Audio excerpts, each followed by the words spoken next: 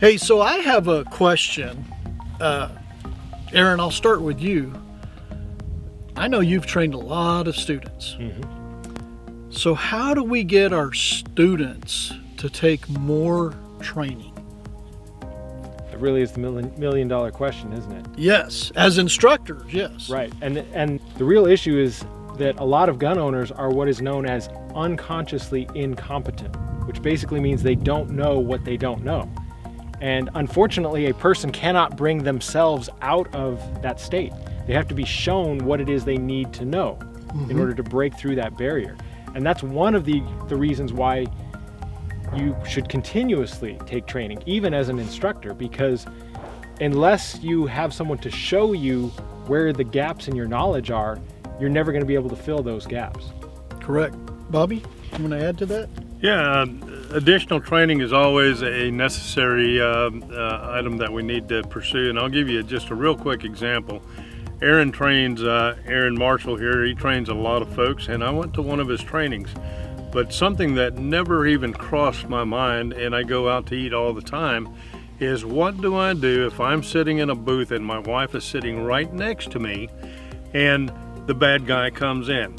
Have I ever practiced it? Had it ever crossed my mind, and have I ever thought about it? And the answer to that was no, until Aaron opened up my eyes and said, well, this is what you need to do. This is how you do it. And so when we talk about training, we're not talking about just the static pull and shoot, 1, 2, 3, 4, 5 rounds, reload, 1, 2, 3, 4, 5 rounds. It goes above and beyond. That is the basics. That's what you need to do to get the gun out of the holster.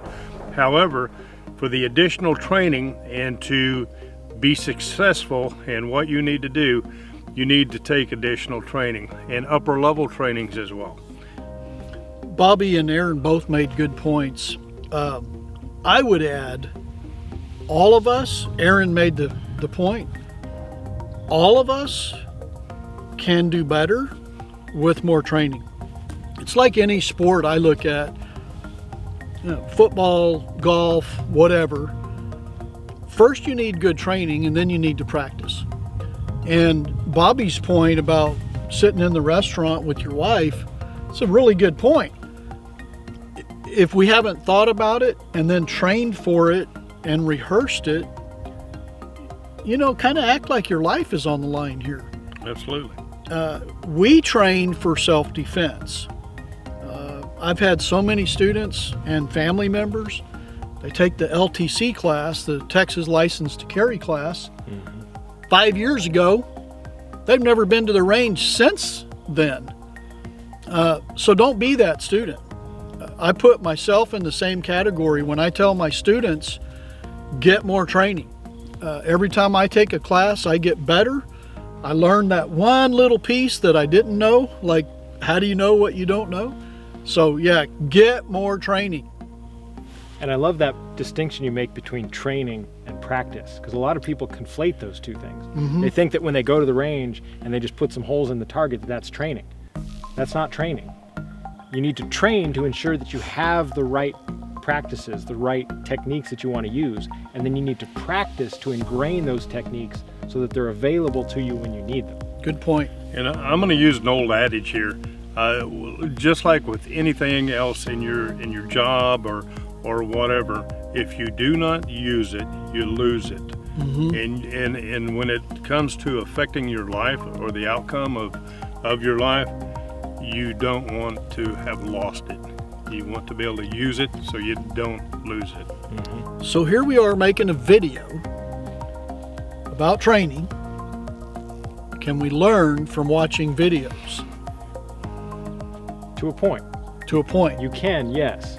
However, remember that skill at arms is a tactile skill. It's a physical skill. Touch. Exactly. Yeah.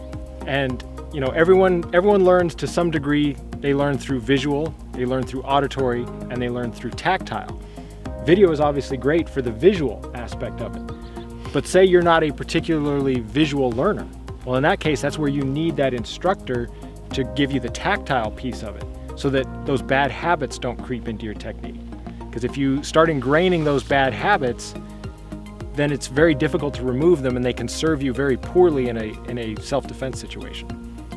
One of the things that we're so fortunate with in Texas, we're so big, the state is so big, we have some really good instructors across the state. So look for them, find them. If you have a problem, you're looking for a particular class, you can always contact the Texas Handgun Association at our website. We'll help you find an instructor near you.